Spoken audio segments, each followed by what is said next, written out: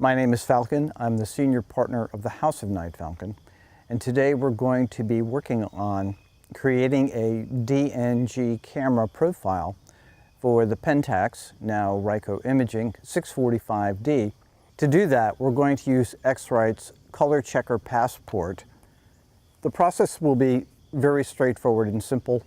We'll photograph the Color Checker Passport with the Pentax 645D, and then using some special software provided by X-Rite, we'll create the DNG profile, which we will then use to process the raw images. Let's get started. Okay, I'm going to have JD hold the Color Checker Passport up close to what we're going to be photographing. While the software, in theory, can find the Color Checker Passport within the image, or you can zoom in and identify it for the software, it'll be considerably easy if the image is primarily of the Color Checker Passport.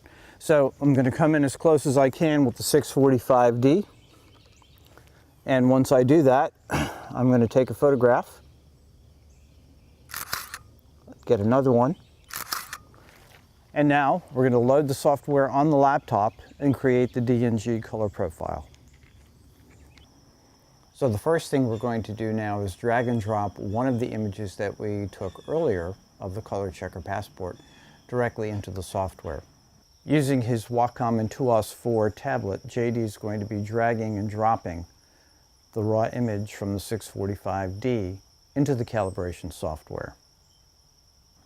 At this point, the software will either recognize the Color Checker Passport automatically, or we'll be able to zoom into the image and identify the Color Checker Passport by clicking on the corners with a special tool in the interface. Once we've done that, we need only save the information and we have our profile ready to go. Using the software to create a color profile is very easy. Note that the software window is open, and on the left side there are very clear, very easy to follow instructions on how to create a profile. We're now looking at the display window, and the Pentax 645D image has been loaded. Note that to the left of the Color Checker Passport, the directions for successfully creating a profile are displayed. They're easy to read, easy to follow, and for even a novice not familiar with color calibration, a color profile can be produced very quickly. At the bottom, you have the opportunity of going directly to X-Rite's website for further help. There are some very helpful tutorials available there. While you can clearly and easily zoom in and identify the Color Checker Passport, we strongly recommend that you photograph the Color Checker Passport centrally or primarily in the image. While the software is certainly sophisticated enough to identify where the Color Checker Passport is, you can save a considerable amount of time by simply making the Color Checker Passport the primary focal point of the image, as we did here. In the display window, we can see that the Color Checker Passport has clearly been identified. Note the green marks at each of the four corners of the color palette.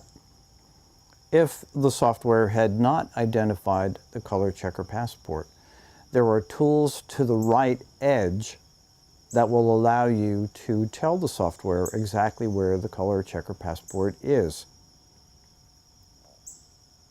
While that is a simple process, we recommend that you photograph the Color Checker Passport centrally to your image to make the process go more quickly. And finally, the last step is to click on Create the Color Profile, save it to your desktop, and at this point, whether you're using Photoshop, Lightroom, or another application that converts raw images that reads DNG color profiles, you are good to go. The 645D's raw image is approximately 50 megs. So the analysis being done by the software as the image is being brought in is obviously considerable. The other point I would like to make is that if you're going to calibrate your camera successfully, you should use a raw image. A JPEG by definition is 80% less than what the sensor actually saw. So calibrating your camera using a JPEG will render less than acceptable color profiles.